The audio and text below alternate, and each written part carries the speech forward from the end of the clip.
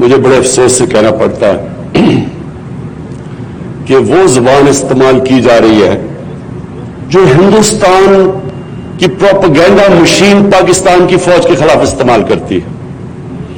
ایک آپ کی پتہ نہیں کتنوں کی نظروں سے گزرا یورپین یونین کی ڈس انفارمیشن لیب, انہوں نے انکشاف کیا کہ ہندوستان نے فیک سائٹس, میڈیا سائٹس بنائی ہوئی تھی کچھ 700, جس میں انہوں نے مرے ہوئے لوگوں کے نام پہ بھی نیوز آئٹمس ان کے نام سے بھی دیتے تھے, پھر اخباروں کے فیک اخبار بنائے ہوئے تھے, اور اس کا صرف سب سے زیادہ مقصد یہ تھا کہ پاکستان کوئی بری نظر میں دنیا میں پیش کریں, پاکستان میں کہیں کہ افراتفری پڑی ہوئی ہے تاکہ کوئی باہر سے سرمایہ کاری نہ کرے پاکستان میں. اور پھر پاکستانی فوج کو خاص طور پہ ٹارگٹ کیا گیا کیونکہ ہندوستان چاہتا ہے کہ پاکستانی فوج کمزور ہو, اور اب سے نہیں پہلے سے وہ چاہتے ہیں. ان کی پوری ایک پلاننگ ہے کہ دنیا میں پاکستانی فوج کو ایک ایسی نظر پیش کیا جائے کہ وہ ایک روگ آرمی ہے, وہ دہشت گرد ہے.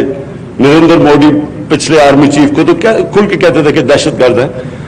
تو بدقسمتی سے پتہ یہ چلا کہ یہ جو فیک سائٹس تھیں ہندوستان کی, یہ اس اپوزیشن کو بھی یہ جو اے پی ڈی ایم ہے اس کو بھی آگے وہ پروموٹ کر رہے تھے, اور کئی ایسے صحافی ہیں جو ان کو بھی پروموٹ کرتے ہیں اور وہ ہندوستان کی اس ڈس انفارمیشن کے حصہ تھے.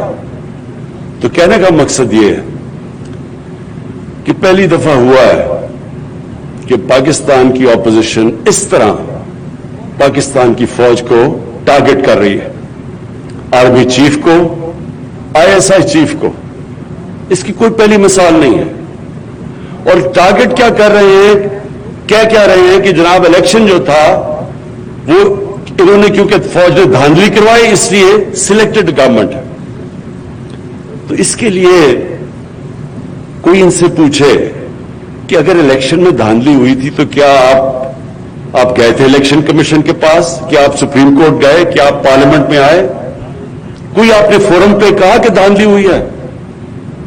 تو آج جب امریکہ میں الیکشن ہوا تو جب ریپبلکنز کہنا شروع ہوئے کہ الیکشن میں دھاندلی ہوئی تو میڈیا پہلے کہتا تھا کہ انہوں نے ابھی تک کوئی ثبوت نہیں دیے. یعنی وہ میڈیا کہنے کے لیے نہیں تیار تھا دھاندلی جب تک ثبوت نہ ہو. تو نہ ثبوت دیے, نہ کسی فورم پہ گئے, اور پاکستانی فوج کو اٹیک کرنا شروع کر دیا کہ جی انہوں نے ایک سلیکٹڈ حکومت لے کے آئے. اور اصل میں ہم ساری قوم جانتی ہے کہ 30 سال سے یہ جو ان کے لیڈران ہیں انہوں نے دونوں ہاتھوں سے ملک کو لوٹا ہے. 30 سالوں سے ان کے اوپر باہر مضمون چھپے ہوئے ہیں, باہر کے اخباروں میں, ڈیلی ٹیلی گراف میں, ٹائمز میں, ڈیلی میل میں, میں انگلینڈ کی بات کر رہا ہوں, نیو یارک ٹائمز میں, بی بی سی نے 2 ڈاکیومنٹری ان دونوں لیڈرز کے اوپر بنائی ہوئی ہیں, ان کی چوری کے اوپر. ان دونوں نے ایک دوسرے کے اوپر جو باتیں کی ہوئی ہیں وہ آج آپ ٹی وی دیکھ سکتے ہیں. اور ایک کو زرداری کو جیل نواز شریف نے ڈالا تھا کرپشن میں. دونوں حکومتیں 2 دفعہ کرپشن میں گئی تھی, ایک دوسرے کو کرپٹ کہتے تھے. تو آج صرف اپنی چوری بچانے کے لیے ایک ملک کی وہ انسٹیٹیوشن جو اگر آج کبھی بھی پاکستان کو ایک مضبوط فوج کی ضرورت ہے تو آج ضرورت ہے. اور کیوں ضرورت ہے؟ کیونکہ ہمارے ساتھ جو ہمارا ہمسایہ ہے, 73 سال کی تاریخ میں برے صغیر میں اس طرح کی حکومت نہیں آئی جو آج ہندوستان میں آئی ہے, جو کہ ایک انتہا پسند, ایک ٹوٹیلیٹیرین, ایک ریسسٹ, اینٹی مسلمان اور اینٹی اسلام اور اینٹی پاکستان, کبھی ایسی حکومت نہیں آئی, اور جو انہوں نے کشمیریوں سے کر رہے ہیں. اور اس ٹائم پہ اپنی فوج کو اٹیک کرنا اور پھر اپنی فوج کو کہنا کہ ایک الیکٹڈ حکومت کو گرا دو, اپنے آپ کو ڈیموکریٹس کہتے ہیں, الیکٹڈ حکومت کو گرا دو. اور پھر فوج کو کہتے ہیں کہ اگر آرمی چیف الیکٹڈ حکومت کو نہیں گراتا تو فوج اس کو ہٹا دے. یعنی ملک میں فوج کو کہہ رہے ہیں کہ ملٹری کو کرو, اور کہتے ہیں ڈیموکریٹک. تو میں اس لیے آج اس پلیٹ فارم سے, کیونکہ یہ وہ خاص طور پہ یہ سارا وہ علاقہ ہے جس میں لوگوں نے فوج میں جا کے بڑی اپنے ملک کے لیے قربانیاں دی ہیں, اور آج بھی ہماری فوج قربانیاں دے رہی ہے. آج جو ہندوستان سے دہشت گردی کی جا رہی ہے بلوچستان میں, پاکستان کے جو مرج ڈسٹرکٹس میں, یہ ہمیں پتہ کدھر سے ہو رہا ہے. ہمیں تو پہلے سے ہی اندازہ تھا کہ یہ ہر قسم کا پاکستان میں انتشار پھیلانے کی کوشش کر رہے ہیں, اور آج بھی ہمارے فوجی جوان قربانیاں دے رہے ہیں. اور اس میں یہ جو اپوزیشن جو حرکتیں کر رہی ہے, میں نے کبھی اپنی پاکستان میں اس طرح اپنے ملک کو انڈرمائن کرنے کے لیے کبھی کسی حکومت کو نہیں دیکھا. اور صرف ایک ان کا مطالبہ ہے کہ ان کو ہم کسی طرح NRO دے دیں. یعنی جو چوری انہوں نے 30 سال سے کر رہے ہیں اور پیسہ باہر لے کے جا رہے ہیں, کسی طرح اتنا بلیک میل کریں. مجھے تو ان کو پتا ہے کر نہیں سکتے, تو اس لیے اداروں کو اتنا بلیک میل کریں کہ کسی نہ کسی طرح پریشر میرے پہ ڈالیں کہ ان کی چوری کے لیے ہم ان کی چوری معاف کر دیں. اور آج میں اپنی اگلی بات جو شروع کرتا ہوں, جس کے لیے میں یہاں آیا ہوں, اس سے پہلے میں ایک بات کہنا چاہتا ہوں اپنی قوم کو. یہ سب یاد رکھ لیں, اگر ان چوروں کو کسی حکومت نے NRO دیا تو وہ اتنی بڑی اس ملک سے غداری کرے گا کہ دشمن وہ کام نہیں کرے گا جو وہ حکومت کرے گی ان کو چوری کو معاف کر کے. جنرل مشرف نے ان دونوں لیڈروں کو NRO دیا, اس کا نتیجہ کیا ہوا کہ 10 سالوں میں پاکستان کا قرضہ 4 گنا زیادہ بڑھا. کوئی بتائے کہ پیسہ کدھر گیا ہے؟ 4 گنا, یعنی 6,000 ارب سے پاکستان کا قرضہ ان 10 سالوں میں. ان دونوں کو NRO ملنے کے بعد انہوں نے جو 2 باریاں لی, پاکستان کا قرضہ 30,000 ارب پہ گیا ہے. 6,000 سے 30,000. تو جب میں آج جب پارلیمنٹیرینز اور اپنے پولیٹیشین سے بات کر رہا تھا, تو وہ سارے کہہ رہے تھے ہمیں سڑکیں چاہیے, اور مجھے سارے آپ کے اس علاقے کو تو میں بڑی اچھی طرح جانتا ہوں, تو مجھے پتا آپ کے کیا مسئلے تھے. تو میں تب ان کو بتا رہا تھا کہ ایک حکومت جب ہم آئے تو جتنا ہم نے ٹیکس کا پیسہ اکٹھا کیا پہلا سال, اس کا آدھا چلا گیا ان کے لیے ہوئے قرضوں کی قسطیں ادا کرنے میں, آدھا چلا گیا. اور اب یہ جو دوسرا سال ہمارا گزرا ہے, پہلے سال میں ہم نے 2,000 ارب یعنی 4,000 ارب ٹیکس اکٹھا ہوا, 2,000 ارب قرضوں کی قسطیں دینی تھی ان کے لیے ہوئے قرضوں پہ, جو انہوں نے 4 گنا زیادہ قرضہ چڑھایا. اور دوسرے سال میں وہ قرضے بڑھتے جا رہے ہیں کیونکہ ان کے اوپر سود لگ رہا ہے. تو دوسرے سال 2,700 ارب ہمیں قرضوں کی قسطیں واپس کرنی پڑی. اس لیے ہم جو پیسہ خرچ کرنا ہے اپنے لوگوں کے اوپر, وہ ہمارے پاس کم رہ جاتا ہے. تو یہ ہوتا ہے جب کہ آپ ان لوگوں کو جو کرپٹ ہوتے ہیں, جب وہ آ کے ملک کی سربراہی کرتے ہیں, تو وہ سارے ملک کا نظام تباہ کر دیتے ہیں, اوپر سے لے کے نیچے تک ایک نظام کو کرپٹ کر دیتے ہیں. آپ ایک تھانے دار کو کیسے کہیں گے, یا ایک پٹواری کو کیسے کہیں گے چوری نہ کرے جب ملک کا سربراہ پیسہ چوری کر رہا ہے؟ آپ یہ کیسے کہیں گے یہ جو لوگ جیلوں میں بھرے ہوئے ہیں, یہ جو میرے سے مانگ رہے ہیں NRO دو, تو یہ بیچارے جو جیلوں میں غریب لوگ بھرے ہوئے ہیں, ان کا پھر کیا قصور ہے؟ ان کی تو قصور ان سے بہت کم ہے. جو چوری انہوں نے کی اربوں روپے کی, اور باہر جا کے بڑے بڑے محلوں میں بیٹھے ہوئے ہیں, تو وہ بیچارے جو جیلوں کے اندر پڑے ہوئے ہیں, ان کی تو لاکھوں کی چوری ہوگی.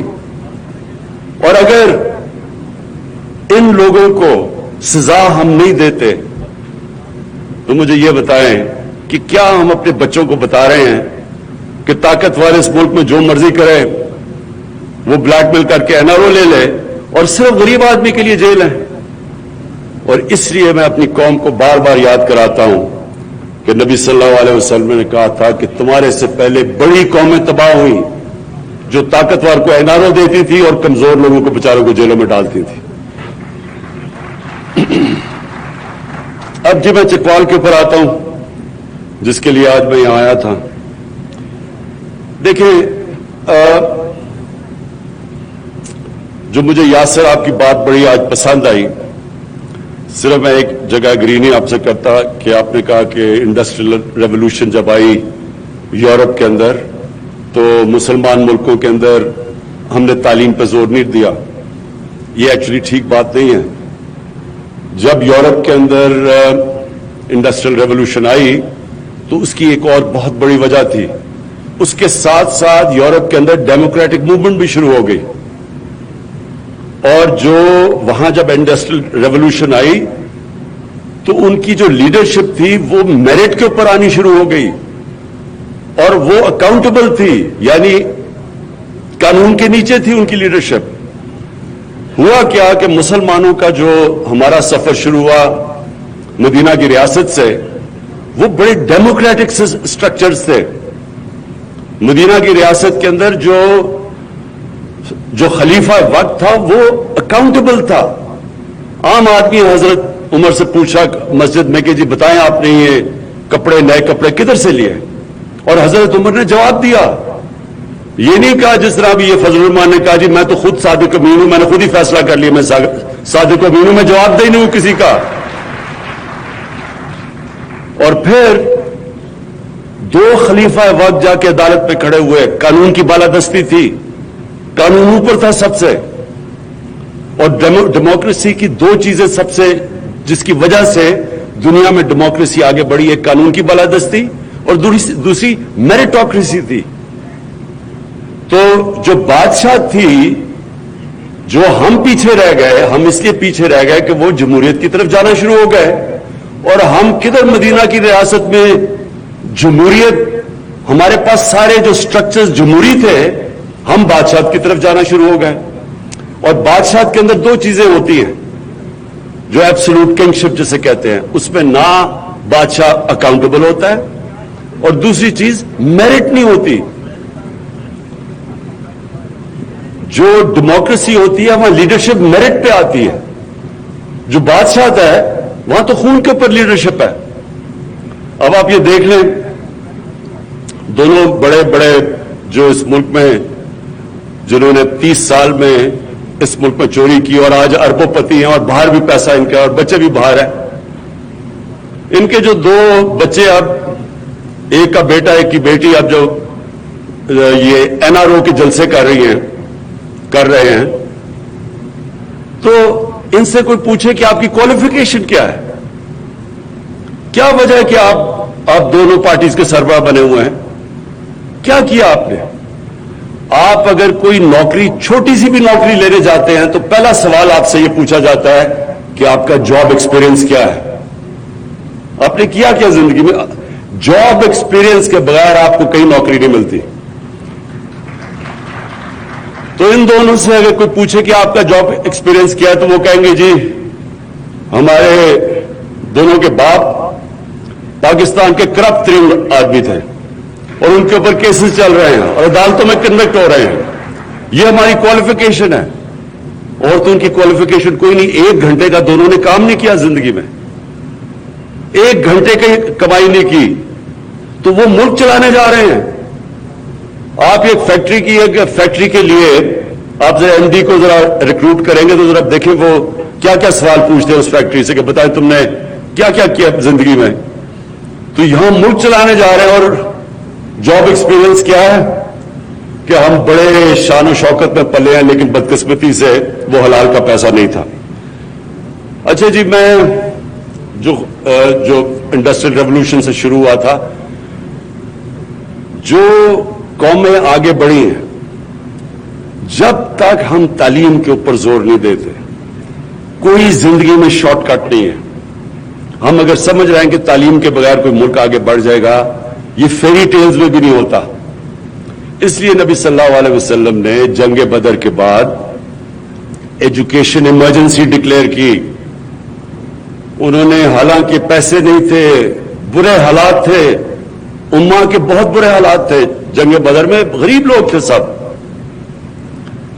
اس کے باوجود انہوں نے کہا کہ جب قیدی کو واپس کر کے مکہ کے قیدی کو پیسے مل سکتے تھے, انہوں نے تب کہا کہ جو قیدی پڑھا لکھا دے گا 10 مسلمانوں کو وہ واپس آزاد ہے. یہ ایک بڑی سوچ تھی. جو تعلیم ہے وہ امیجیٹ ریٹرنز نہیں ہوتے. ہمارا سب سے بڑا مسئلہ یہ ہے کہ جو ہماری جس طرح کی ڈیموکریسی ایوالو کی, ہم 5 سال کا سوچتے ہیں جیسے جی 5 سال سے میں کوئی ایسا پروجیکٹ دکھا دوں, پھر اس کی اتنی اربوں روپیہ اس کے اوپر پبلسٹی پہ خرچ کر کے تاکہ اگلا الیکشن جیت جاؤ. لیکن تعلیم کے اندر اگلا الیکشن کا نہیں آپ سوچتے. جو گورنمنٹ اگلی جنریشن کی سوچتی ہے وہ تعلیم کے اوپر پھر زور ڈالتی ہے. اب ہمارا دنیا میں سیکنڈ ینگسٹ پاپولیشن ہے. اس آبادی کو جتنا ہم ویلیو ایڈ کر سکیں, ویلیو ایڈ کا مطلب کہ جتنی بہترین تعلیم ہنر سکھا سکیں, ٹیکنیکل ایجوکیشن دے سکیں, اور دنیا کھڑی ہے ایک اور ٹیکنالوجی کی ریولوشن پہ. نئی نئی چیزیں آ گئی, آرٹیفیشل انٹیلیجنس, ایسی ٹیکنالوجیز اتنی تیزی سے ایڈوانس کر رہی ہیں. لیکن خوش قسمتی ہماری یہ ہے کہ ہم اپنی ینگ آبادی کو اس وقت اگر ہم اکوپ کر دیں تو یہ لیپ فراگ کر سکتے ہیں. مطلب یہ کہ بجائے ایک پروسیس سے گزرنے کے ہم بڑی تیزی سے آگے جا سکتے ہیں. اس لیے جو آج میں نے آج انوگریٹ کیے 2 چیزیں, ایک آپ کی جو یونیورسٹی چکوال یونیورسٹی, اور دوسرا جو آپ نے سینٹر آف ایکسلنس یا ایک اسکول ایسا بنایا کہ جو بہترین ٹیلنٹ چکوال کے بچوں کا, لیکن غریب بچوں کا, وہ بچے جو کہ جن کے ماں باپ کے پاس پیسہ نہیں اعلیٰ تعلیم دینے کا بچوں کو, ان کے لیے جو اسکول بنایا ہے, میں آج آپ کے سامنے پیشن گوئی کر رہا ہوں کہ اگر آپ نے صحیح توجہ دے دی ان اسکولوں پہ, یعنی ٹیچرز کے اوپر صحیح توجہ دے دی, اچھے ٹیچرز بھی دیے, اسکول کی بلڈنگز کافی نہیں ہوتی, اس کے اوپر ٹیچرز بھی آپ کو اچھے چاہیے ہوتے ہیں. اگر آپ نے توجہ دے دی تو آپ کا بہترین ٹیلنٹ اس اسکول سے نکلے گا جدھر آپ میرٹ کے اوپر غریب گھرانوں سے بچوں کو لے کے آ رہے ہیں. ہم نے نمل یونیورسٹی میں ساتھ ہی ہے, کبھی آپ کو موقع ملے ضرور جا کے دیکھیں, کیونکہ مجھے اس کا بڑا فخر ہوتا ہے اس یونیورسٹی کا. اس میں 90% جو اسٹوڈنٹس ہیں وہ اسکالرشپ پہ ہیں, یعنی ان کا تقریباً سارا پیسہ ہم اکٹھا کر کے اسکالرشپ پہ دیتے ہیں, اور وہ غریب ترین گھرانے کے بچے ہیں, اور ان میں سے 75% بچے اردو میڈیم اسکول کے ہیں, اور جو انیشل ڈگریز تھیں وہ بریڈفورڈ یونیورسٹی کی ہیں, یعنی انگلینڈ کی یونیورسٹی کی. لیکن آپ کو حیرت ہوگی کہ جو ان کا رزلٹ ہے, جس طرح کے وہ بچے پڑھتے ہیں, اور جو ان کے اندر ڈرائیو ہے, جو ہنگر ہے, جو بھوک ہے, وہ بریڈفورڈ یونیورسٹی کی ڈگریز لے رہے ہیں, اور بریڈفورڈ یونیورسٹی سے جو پرسنٹیج ہے فرسٹ ڈویژنز کی وہ نمل یونیورسٹی کی زیادہ ہے. کہنے کا مطلب یہ ہے کہ جب آپ موقع دیتے ہیں ان کو جن کے اندر ایک آگ لگی ہوتی ہے کہ ہم کسی نہ کسی طرح زندگی میں اوپر جائیں, اور ان کو موقع دے دیتے ہیں اچھا تعلیم دے کے, اور پھر وہ یہ جب سوچتے ہیں کہ میں اپنے خاندان کو بھی اوپر لے جاؤں گا, اپنی فیملی کو بھی اٹھا دوں گا, اپنی زندگی بہتر کر لوں گا, وہ کئی دفعہ وہ اسکول جن کے اندر بچے پیسے والے گھروں کے آتے ہیں وہ مقابلہ نہیں کر سکتے. اور یہ نمل یونیورسٹی میں آپ دیکھ لیں کہ نہیں, وہ جو نمل یونیورسٹی کے اندر جس طرح کے بچوں کے اندر ڈرائیو ہے وہ نظر آتی ہے ان کے ریزلٹس پہ. اور اس لیے یہ جو آپ نے ایک پہلے اسکول, میں سمجھتا ہوں کہ اسکول میں سے آپ کا بہترین ٹیلنٹ نکلے گا. دوسرا جو یونیورسٹی ہے یہ بڑی ضرورت تھی یہاں سارے علاقے کے لیے, کوالٹی کی یونیورسٹیز یہ جو آپ بنانے جا رہے ہیں, میں آپ کو مبارک بھی دیتا ہوں, اور آپ یقین دلاتا ہوں کہ پوری طرح انشاءاللہ میں آپ کی اس پہ سپورٹ کروں گا ہر تک, اینڈ تک. اور پھر جو ہاسپٹل ہے یہ بہت ضروری ہے, یہ جو 500 بیڈ کا ہاسپٹل بنا ہے اس کی بڑی ضرورت ہے اس سارے علاقے میں. آبادی ہماری بڑھتی جا رہی ہے, ہمارے پاس اتنے ہاسپٹلز نہیں, نرسز نہیں, ڈاکٹرز نہیں. تو یہ جو آپ پہلا تو یہ قدم ہے کہ اس علاقے میں ایک ہاسپٹل کی بہت ضرورت تھی, تو یہ جو آپ نے 500 بیڈ کا ہاسپٹل بنایا اور یہ جو شروع کر رہے ہیں آپ, اس کے لیے پھر سے میں آپ کو ریپیٹ کرتا ہوں کہ پوری ہم سپورٹ دیں گے. لیکن میں آپ کو یہ بھی بتا دوں کہ جو پاکستان میں جتنے ہاسپٹل کی ضرورت ہے وہ گورنمنٹ نہیں بنا سکتی, اور اس کے لیے ہم نے ایک ایسا زبردست, اور میں دونوں پنجاب اور پختونخوا کی گورنمنٹس کو خاص طور پہ خراج تحسین پیش کرنا چاہتا ہوں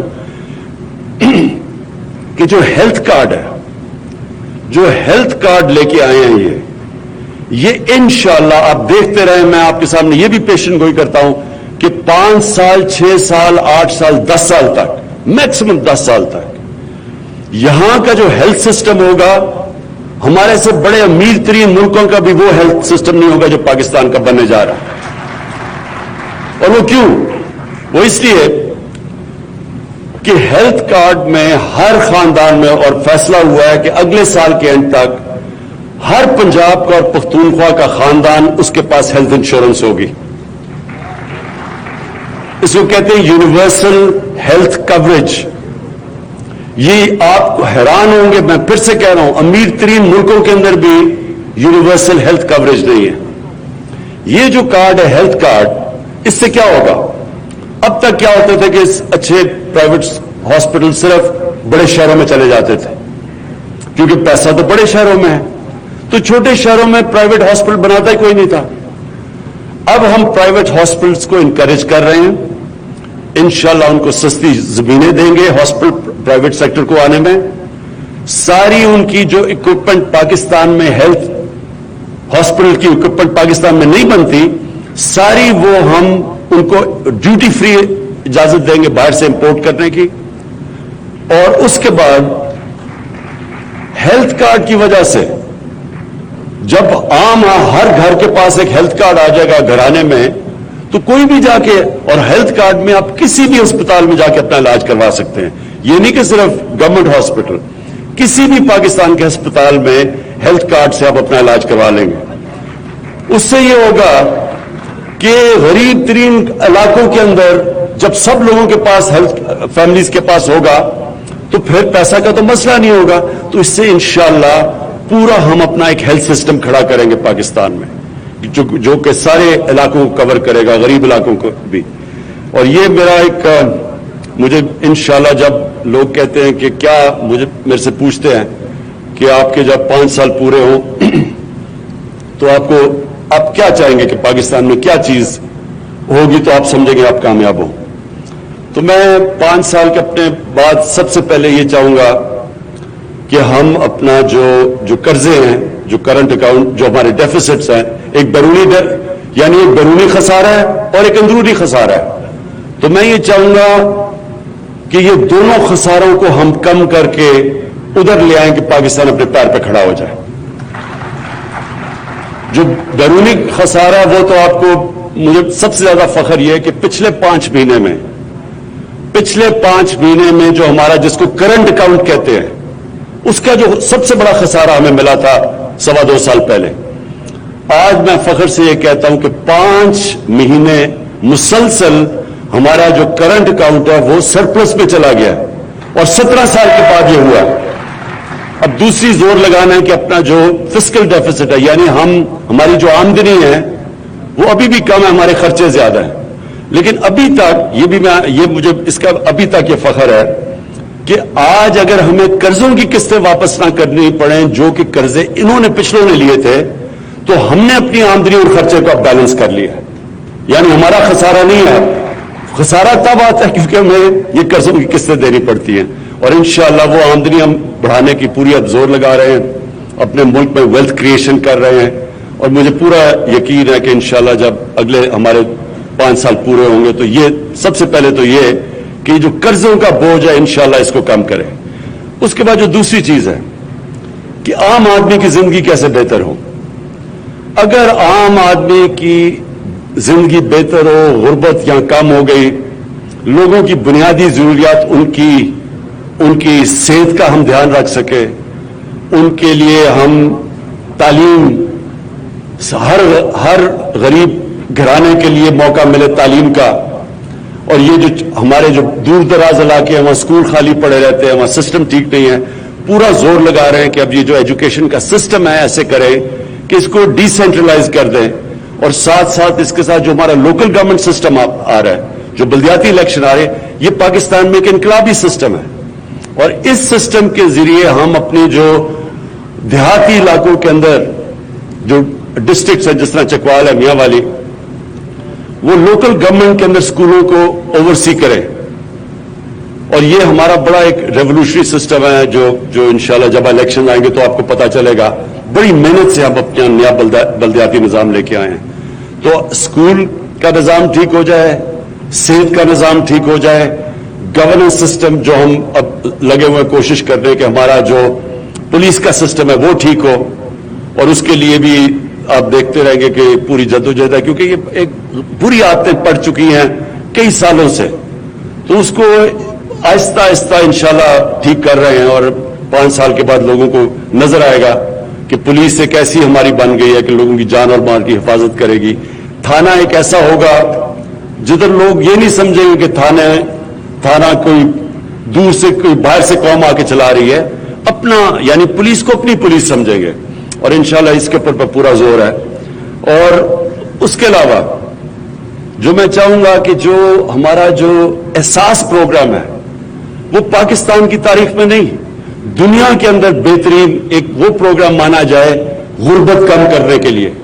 हमें बड़ी ये जो अभी भी हमारा एहसास प्रोग्राम जो कोरोना के दौर हमने जिस तरह पैसे बांटे गरीब लोगों के अंदर, ये तो दुनिया भी अभी समझती है, इसकी खराज तहसीन पेश करती है पाकिस्तान को कि बेहतरीन तरीके से शिफाफियत से और बड़े थोड़े वक्त पे इतना ज्यादा हमने पैसा बांटा गरीब लोगों में, जिससे बच के हमारी अवाम लॉकडाउन में जो तबाही मची थी।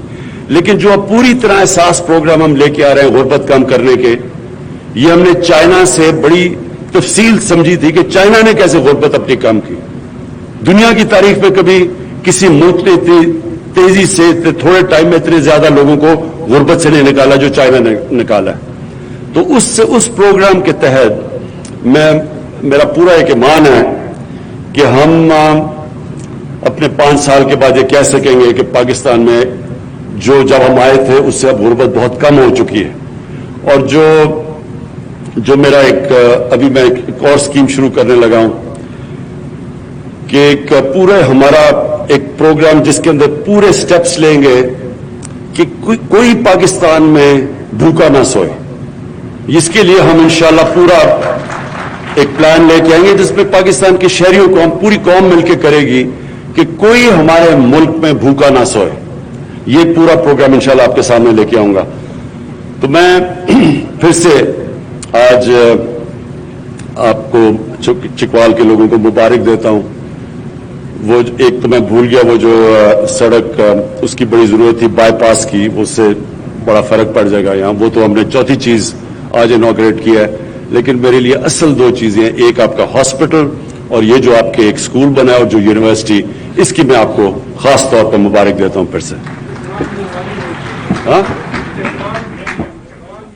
वज़ीर-ए-आज़म इमरान खान यूनिवर्सिटी ऑफ चकपाल का संग बुनियाद रखने की तकरीब से खिताब कर रहे थे। उन्होंने कहा कि तब्दीली सबसे पहले लोगों के जहनों में आती है, इसके बाद हालात बदलते हैं। उन्होंने मजीद कहा कि हिंदुस्तान चाहता है कि पाकिस्तानी फौज को कमजोर करे। डिसन फोलाद ने भारतीय प्रोपेगेंडे को बेनकाब किया।